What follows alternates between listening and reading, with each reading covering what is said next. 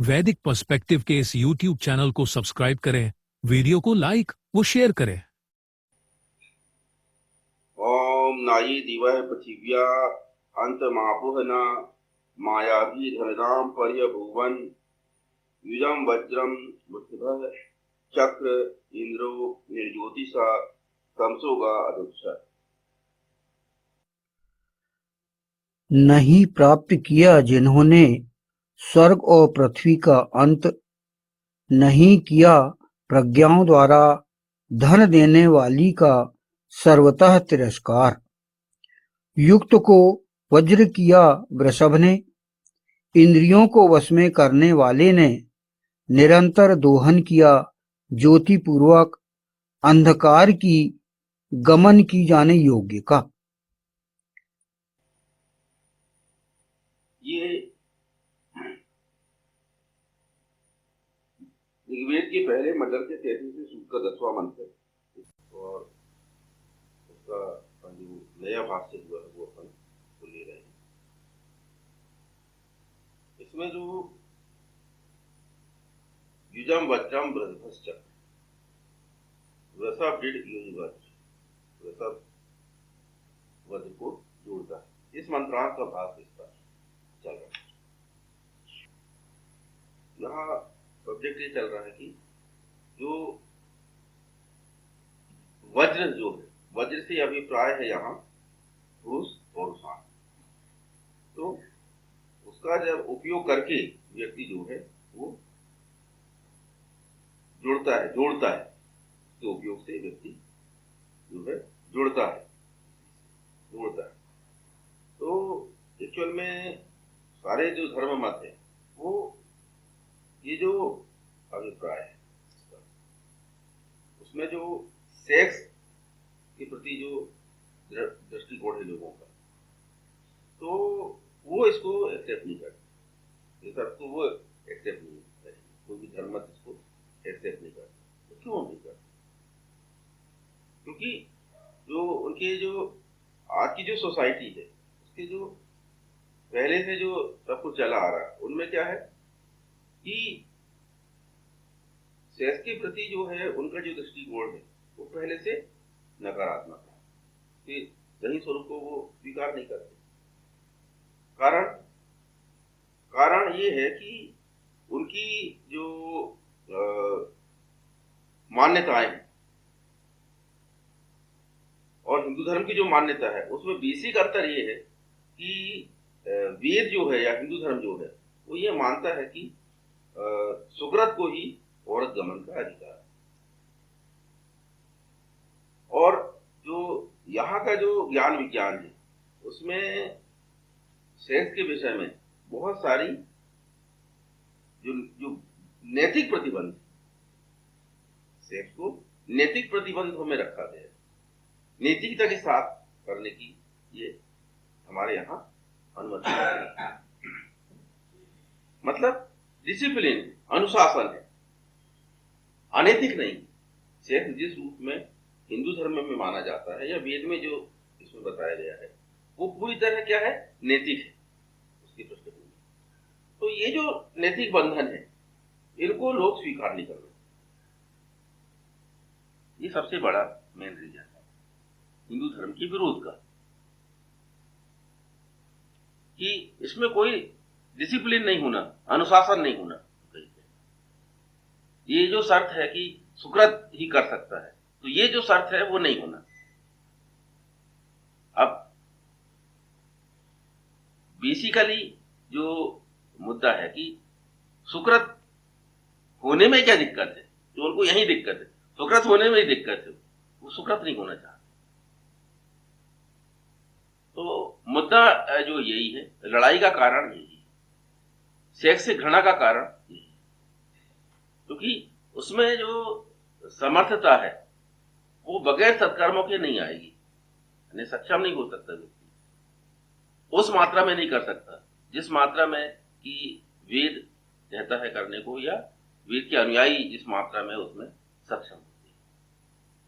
तो चूंकि अब वो नहीं कर सकते इसलिए वो इसका विरोध करते हैं कि ये जो है, ये चीज जो है वो वास्तव में जो है गंदी चीज है, अच्छी चीज नहीं। ये उनको घृणा करना पड़ा। तो क्या है कि ये तो पूर्व काल में लोग हुए, पर कुछ ऐसे जो लोग थे, हिंदुओं के ही संतानें थी, जो कि वो भी अनुशासन का पालन नहीं कर सकती थी, तो उनको भी बाहर निकलना पड़ा, उनको भी बाहर निकाल दिया गया, बाहर जाना पड़ा उनको। अनुशासन का पालन नहीं कर सकते थे, वो भी सेक्स नहीं कर सकते, क्योंकि सेक्स एक ऐसी चीज है जिसमें पूरा का समर्थ होना जरूरी है। अगर समर्थ नहीं हो तो आप कितना ही चाहो आप कर नहीं पाओगे। और इसके लिए जो साइकोलॉजिकल जो ट्रीटमेंट है हमारे, उसको आप पूरी व्यवस्था को मानना पड़ेगा, सत्कर्म करने पड़ेंगे आपको, शक्तिपात अर्जित करना पड़ेगा आपको, तो ऑटोमेटिकली आपकी पौरुष में अभिवृद्धि हो जाएगी। पौरुष और कंप्लीट पूरा जो साइंस है इसमें विकसित किया गया है कामसूत्र। कामसूत्र में कंप्लीट सब चीजें लिखी, सब चीजें बताई गई।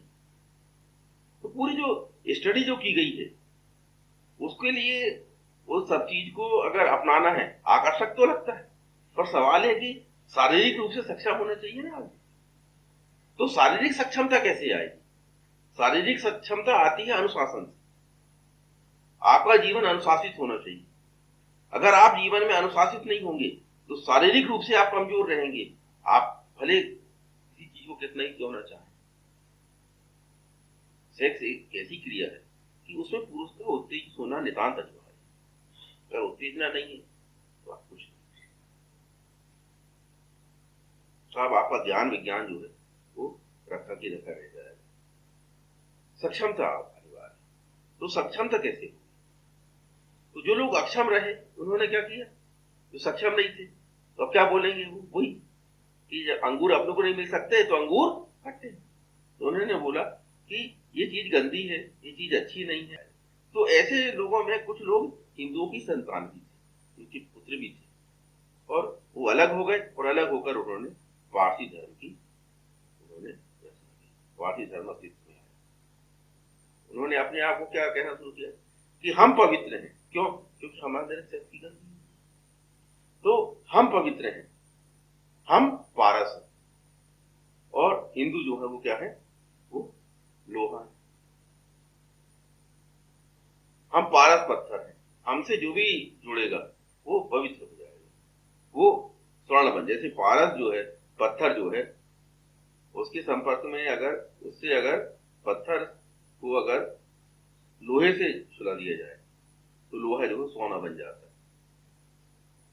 पारस पत्थर की ये विशेषता है कि वो लोहे को सोने में कन्वर्ट कर देता है।